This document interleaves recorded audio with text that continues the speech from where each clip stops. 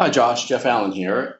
Just saw your post the just half an hour ago, and I'm looking at it. About are you getting enough time off work, and how much paid time you off or you may have paid time off you may have may depend on where you're located. And you said when it comes to paid time, Europe leads the way. Well, so I left the U.S. when I was 23 years old and came to France, and the first year I was here, which I worked for the Ministry of Education, so the education department and all that, the National Education Department, what do we call that in the States? I can't remember. It's been so long. I only worked for the 10 months of the year. I had a special job to come teach English. Now I was every during the school year I got 2 weeks off every 8 weeks basically. So that and I was paid pretty well first year, but then I went on to do my master's and doctoral work here, and I'll do another video about what you get when you pay taxes and all that. But then I married a French girl. When we moved to the States, we came back, and when you move to the States, it was the typical 2 week thing and all that per year. I came back with an industry job, and immediately, I mean, my dad had worked in the hospital for 25 years, I think, in the same hospital. And it took him 25 years to get 4 weeks off, right? I arrived in France, well, back in France, with my first job in business. I got 5 weeks off from the start, right? That's all my family saying, wow. And now I've been here for 35 years, and I work for a big company, and I have 9 weeks off per year. 9 weeks, okay? That's a lot. Plus, I get to work, hybrid, remote. What do you want to call this thing? Depending on. So I actually lose days because I forget to take them because it's too much. But there's reduced working time, and something about 2001 they put into a law that rather than working 39 hours a week, you get to work 35 hours a week, and then you either actually get to take the time off or you get paid for it. The difference.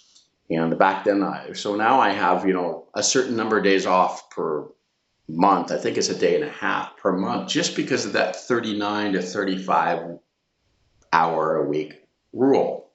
So that contributes to I think it's about 15 days over the year, between 10 and 15, depending on the year and all things, because my company's a little more generous than that exact number of days. But then I have like time off for sick, it's unlimited.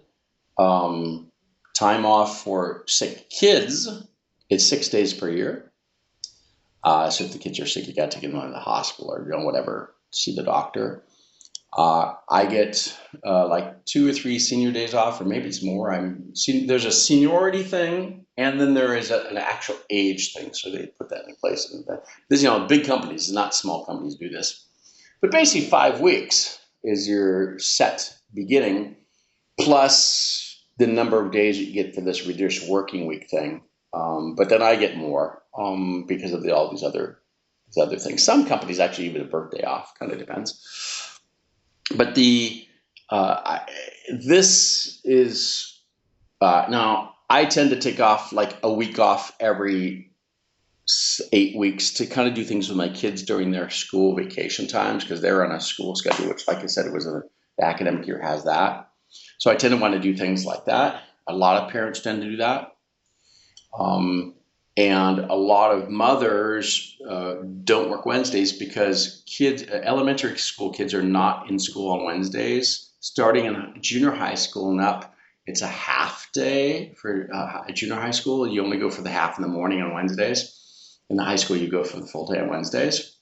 Um, Sometimes kids go to school on Saturday, kind of depends. But there's like this midweek break, half a day to a full day.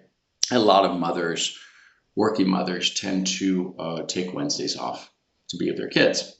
So that kind of adds to it, having people with an 80% schedule rather than a 100% schedule. So all this concept comes into play, and I can see my life is way more balanced than when I was in the States. But then when I was living in the States, I had a job that I didn't have to live as far too. So this is a different thing. In Paris, the thing with in Europe kind of depends, but in France, in Paris area, people kind of tend to not live in town; they live a ways away. So you get take a lot of transit, public transit to get to a job and all that. So it's a lot of time of commuting, a lot of commuting time. But there is also the whole thing of the reduced work week. Kind of give a little more details. The reduced work week was also set to boost the economy a bit.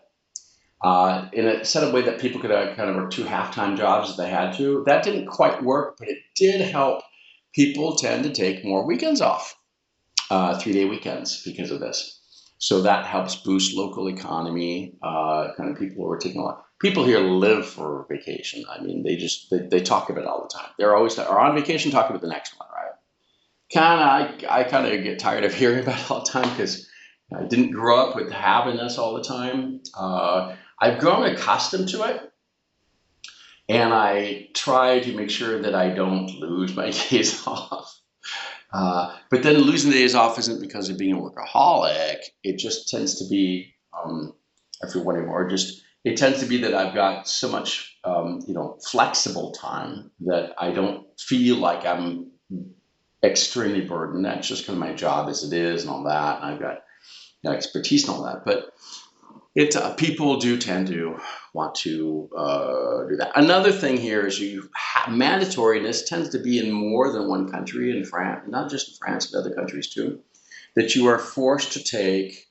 It's obligatory, mandatory to take 10 consecutive working days off during the summer months. In France, it's from May to October, beginning of May to end of October.